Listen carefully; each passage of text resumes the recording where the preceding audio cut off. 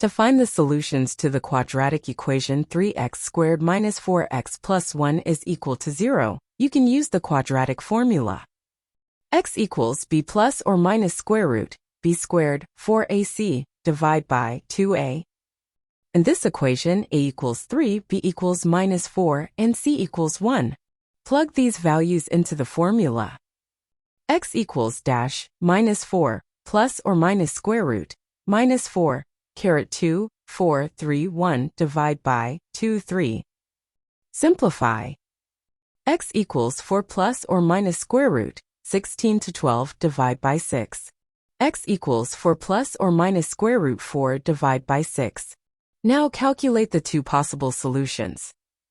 X equals 4 plus 2 divide by 6 is equal to 6 divide by 6 is equal to 1.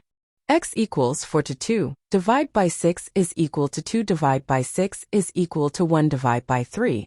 So the solutions to the equation 3x squared minus 4x plus 1 is equal to 0 are x equals 1 and x equals 1 divide by 3.